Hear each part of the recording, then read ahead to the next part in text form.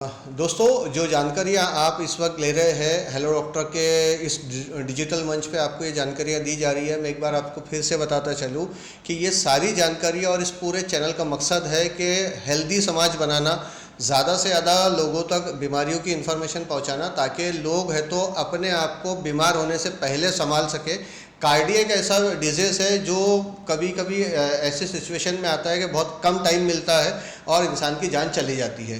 खैर, जान, ज़िंदगी और मौत तो अल्लाह के हाथ में है, लेकिन फिर भी प्रिकॉशन हमारे हाथ में है। तो जैसा अग्रवाल सर ने अभी आपको बताया, वो सारी चीज़ों का आप ध्यान रखें। और ज़रूरी नहीं है कि हर कार्डियक अटैक में या हर सिम्टम्स में आपको सर्जरी करने की ज़रूरत पड़े। हम सर से ये भी सवाल पूछते हैं अभी कि सर, जैसा एंजियोप्लास्टी जो है वो बहुत सेफ़ प्रोसीजर है और बहुत कम टाइम में होने वाला प्रोसीजर है, या पेशेंट को बहुत लंबे टाइम तक उसका प्रिकॉशन लेना पड़ता है या रेस्ट करने की ज़रूरत पड़ती है, या बहुत कॉस्टली होती है?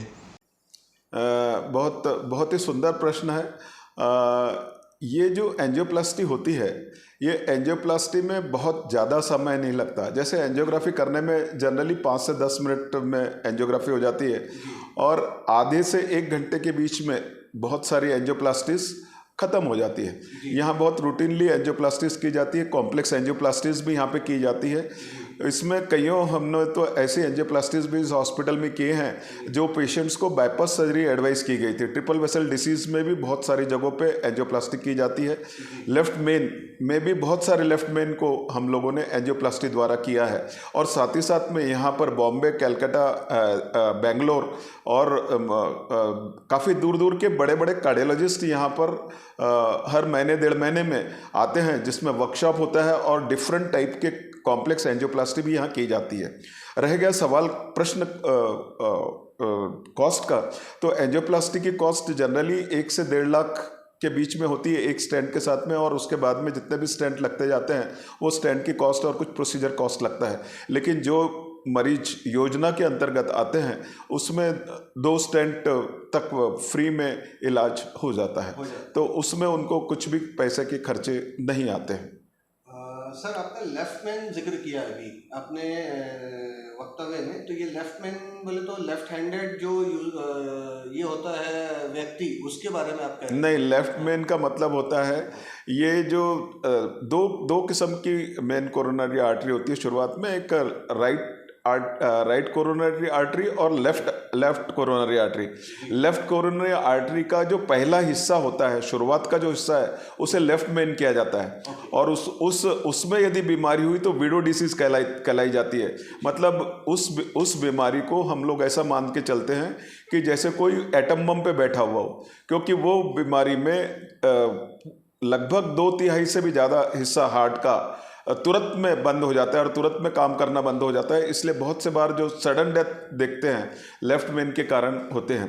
लेफ्ट मेन की जो एंजियोप्लास्टी होती है वो भी काफ़ी कॉम्प्लेक्स मानी जाती है, लेकिन नाउअडेज मल्टीपल सेंटर्स में और हमारे इस हॉस्पिटल में भी लेफ्ट मेन की एंजियोप्लास्टी हम करते हैं। और इवन मल्टीपल स्टेंट्स के द्वारा भी मल्टीपल डिसीज, मल्टीपल एरियाज में बीमारी होने के बाद में यदि वो स्टेंटेबल है, मतलब उसके अंदर स्टेंट डाला जा सकता है, तो उसको स्टेंट के माध्यम से डाल करके हम लोग बाईपास सर्जरी भी अवॉइड कर सकते हैं। तो जैसा भी आपने सर कहा कि बाईपास सर्जरी अवॉइड कर सकते हैं, तो बाईपास सर्जरी ज़्यादा सिविरिटी के वक्त में की जाती है? तकरीबन कितना, मतलब ब्लॉकेज या कितनी वेन्स में ब्लॉकेज आएगा तो बाईपास की रिक्वायरमेंट होती है? जनरली कुछ सेट्स हैं डिसीज़ के जिसके अंदर बाईपास सर्जरी, यानी जब मैक्सिमम चीज़ों को तो आजकल एंजियोप्लास्टी के माध्यम से किया जाता है, लेकिन जो चीज़ें नहीं की जा सकती एंजियोप्लास्टी के माध्यम से, जैसे ट्रिपल वेसल डिसीज़ होती है, मल्टीपल जगहों पे ब्लॉक्स होते हैं और दूर तक ब्लॉक होते हैं, ऐसे पेशेंट्स में, ऐसे मरीजों में बाईपास सर्जरी एडवाइस की जाती है। सर, सर्जरी के बाद में या एंजियोप्लास्टी के बाद में डाइट को लेकर के कुछ ऐसा ये रहता है कि कार्डियक सर्वाइवल जो है डाइट में प्रिकॉशन ले, या उनका डाइट अलग हो जाता है या कॉमन डाइट रहता है? खान पान उनका कॉमन डाइट देखिए, बेसिकली जो भी काम होता है इसमें, चाहे वो एंजियोप्लास्टी हो, चाहे बाईपास सर्जरी हो, चाहे बिना एंजियोप्लास्टी, बिना बाईपास सर्जरी के हृदय के बीमारी का ट्रीटमेंट हो, ये इसमें मुख्य कॉज जो है वो एथेरोस्क्लेरोसिस है। एथेरोस्क्लेरोसिस मतलब नलियों का छोटा होना। नलियों के छोटे होने में लिपिड का बहुत बड़ा रोल है, एलडीएल का बहुत बड़ा रोल है, तो जो कि खाने के माध्यम से मिलता है। इसलिए चाहे बीमारी किसी भी तरह से ट्रीट की गई हो, खाने का बहुत बड़ा रोल रहेगा। हर हर हार्ट के मरीज को खाने के मामले में उसे परहेज करना अत्यंत आवश्यक है। खाने में खास करके चर्बी की चीज़ों का न लेना, हरी सब्जियों का इस्तेमाल ज़्यादा करना, समय पे भोजन करना और वॉकिंग करना, डॉक्टर की सलाह से वॉकिंग करना, प्राणायाम करना, योगासन करना, मेडिटेशन करना, ये सब चीज़ें उसके ज़िंदगी में बहुत महत्वपूर्ण होती है। और सर्वाइवल के लिए मेडिकेशन का क्या रोल रहता है? कितना देखिए, एंजियोप्लास्टी के करने के पश्चात एंटीप्लेटलेट एजेंट्स जो एस्प्रिन और बाकी अदर मेडिसिन होती है, उसका लगातार लेना बहुत आवश्यक है, अत्यंत आवश्यक है। और वो बिना डॉक्टर की सलाह से बंद नहीं करना चाहिए, क्योंकि रीस्टेनोसिस के चांसेस, स्टेंट थ्रोम्बोसिस के चांसेस यदि दवाइयाँ बंद किए तो बहुत ज़्यादा है, यानी फिर से हार्ट अटैक आ सकता है। इसलिए हर डॉक्टर, हर एंजियोप्लास्टी करने वाले डॉक्टर्स और उस हॉस्पिटल से यह सलाह दी जाती है कि आप कम से कम 6 महीना या 12 महीना वो दवाइयों को बंद ना करें, उसके पश्चात भी बिना डॉक्टर की सलाह से दवाइयाँ बंद ना करें। उसी तरह स्टैटिन्स भी जो दी जाती है, खून में एलडीएल की मात्रा को कम करने के लिए दी जाती है, और इसलिए आप दवाइयाँ अपने डॉक्टर की सलाह से पूछ करके दवाइयाँ बंद करें, अन्यथा दवाइयाँ बंद ना करें। तो ऐसा है कि सर इसमें कुछ दवाइयाँ जब तक वो जिंदा रहेगा पेशेंट तब तक लेनी होती है, ऐसा भी रहता है क्या? जी हाँ, ऑलमोस्ट कुछ एंटीप्लेटलेट एजेंट्स हैं, स्टैटिन्स है, वो दवाइयाँ ऑलमोस्ट लाइफ लॉन्ग लेनी होती है। ब्लड प्रेशर कंट्रोल करने की दवाइयाँ भी ऑलमोस्ट लाइफ लॉन्ग लगती है, अकॉर्डिंग टू उनका ब्लड प्रेशर के हिसाब से लगती है। और स्ट्रेस का भी कुछ है तो असर रहेगा पोस्ट ट्रीटमेंट, ट्रीटमेंट होने के बाद में? जो मानसिक तनाव है, मानसिक तनाव भी इसमें बहुत बड़ा रोल रहता है। कई बार प्लेक रप्चर मानसिक तनाव की वजह से होते हैं। आपने देखा होगा कि सडनली किसी को कोई बुरी खबर सुना दी गई और एकाएक हार्ट अटैक आकर के डेथ होती है, तो वो मानसिक तनाव में प्लेक रप्चर के कारण जो प्लेक होता है नलियों में, और वो रप्चर होकर के फिर आगे चल के ब्लॉक कर देता है, और इस तरह से हार्ट अटैक आकर के मनुष्य की मौत होती है। तो वो स्ट्रेस तो सडन डेथ का कारण बनता है, लेकिन कंटिन्यूस स्ट्रेस मनुष्य की हृदय की बीमारी के बढ़ने का और हृदय की बीमारी होने का कुछ कारण बन सकता है। जी। तो दोस्तों, आपने जिस तरीके से अभी डॉक्टर राजेंद्र अग्रवाल साहब को सुना, हम एक बार आपको फिर से बता दें कि सर का 40 साल का तजुर्बा है ये, जो आपको आपके घर बैठे देखने, सुनने, जानने मिल रहा है। ये तजुर्बा आपको कहीं और देखने नहीं मिलेगा, कहीं और जानने नहीं मिलेगा, कहीं और समझने नहीं मिलेगा। ये सिर्फ और सिर्फ हमारे ही प्लेटफॉर्म हेलो डॉक्टर के डिजिटल मंच पे ही जानने मिलेगा, क्योंकि हेलो डॉक्टर का मकसद ही ये है कि हम बीमारियों को ज़्यादा बढ़ने से पहले ही कैसे रोक सकते हैं, उसकी इन्फॉर्मेशन आप तक पहुंचाना। तो हम हर एक एपिसोड में एक नए डॉक्टर के साथ आपके पास में सामने आ रहे हैं, एक नई बीमारी के सामने आ रहे हैं, ताकि लाइफ में आप प्रिकॉशन लें, पहले ही बढ़ने से पहले उसको कंट्रोल कर लें। क्योंकि जब बीमारी बढ़ती है तो महंगी होते चली जाती है, यानी उसमें जो है आपका खर्चा बढ़ता है। महंगा इसलिए होता है क्योंकि उसके टेस्ट फिर बढ़ते हैं, ट्रीटमेंट बढ़ते हैं, प्रोसीजर्स बढ़ते हैं, इसलिए महंगा होता है। तो लिहाजा प्रिकॉशन लेना आपकी जिम्मेदारी है, और किसी भी बीमारी को बड़ा करने से पहले छोटे में ही आप उसका इलाज करा लें, तो ताकि वो बड़ी होने से और उससे आपकी जान को खतरा होने से आपको बचाया जा सकता है। ये हेलो डॉक्टर का मकसद है, और हम इस मकसद के साथ आपके सामने हर बार एक नए डॉक्टर को लेके आते हैं, हर बार एक नई बीमारी को लेके आते हैं, हर बार एक नई इंफॉर्मेशन आपके सामने रख रहे हैं। आर्टिफिशियल इंटेलिजेंस के बारे में बता। तो दोस्तों, एक ऐसा सवाल, अब चूंकि टेक्नोलॉजी बढ़ती जा रही है, टेक्नोलॉजी आगे की तरफ जा रही है, जैसे जैसे टेक्नोलॉजी बढ़ रही है तो मेडिकल इंडस्ट्री में फैसिलिटीज़ भी जो है वो बढ़ती चली आ रही है। तो ऐसी ही फैसिलिटीज़ में आज के वक्त में हार्ट अटैक के पूरे प्रोसीजर के अंदर में आर्टिफिशियल इंटेलिजेंस का भी यूज़ होना शुरू हो गया है।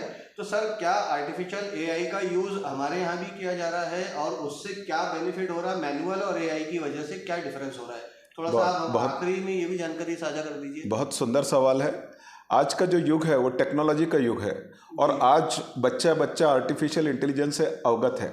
जी लेकिन क्या आर्टिफिशियल इंटेलिजेंस हमारी ज़िंदगी में बदलाव ला रहा है? हाँ, बिल्कुल ला रहा है। क्या आर्टिफिशियल इंटेलिजेंस का यहाँ विदर्भ में कोई पर्टिकुलर चीज़ है जिसके माध्यम से आर्टिफिशियल इंटेलिजेंस का हम उपयोग लेकर के हमारी ज़िंदगी में बदलाव ला पा रहे हैं? हाँ, ला पा रहे हैं। आर्टिफिशियल इंटेलिजेंस की एक machine OCT, optical coherence therapy, इस ओसीटी मशीन का की अवेलेबिलिटी आशा हॉस्पिटल कामठी में है।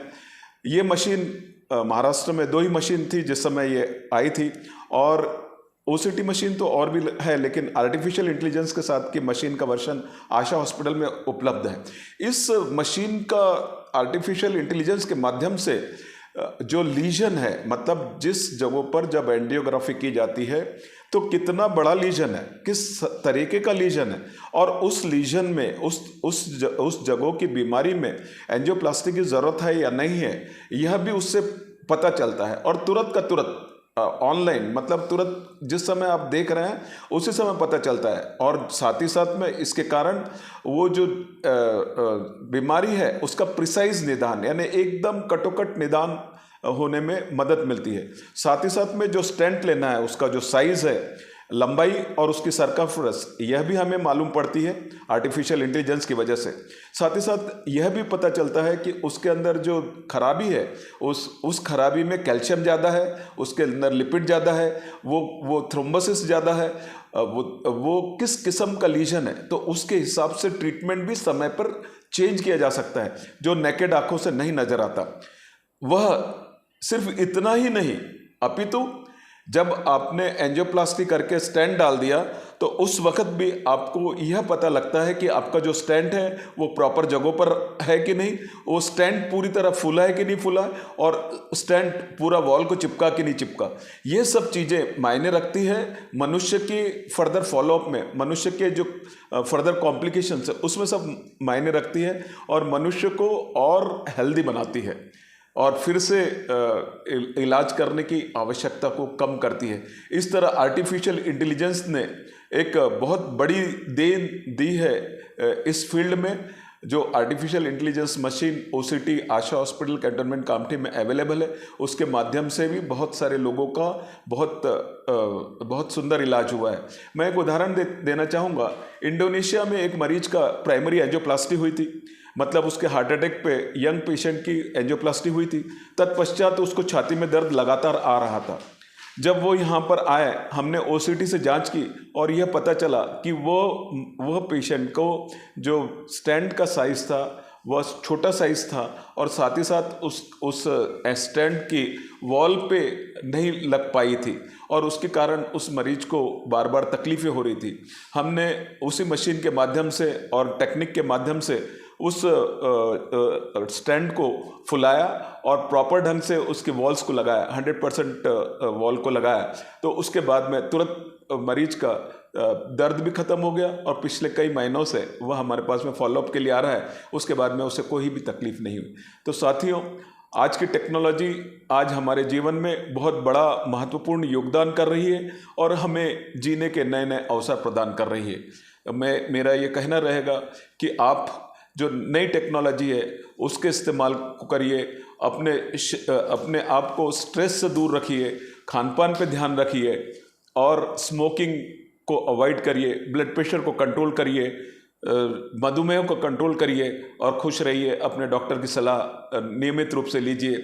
जिनकी एंजियोप्लास्टी हो गई है उन्होंने एंटीप्लेटलेट एजेंट्स का बराबर इस्तेमाल करें, स्टैटिन का इस्तेमाल करें और अपना वजन मेंटेन करें।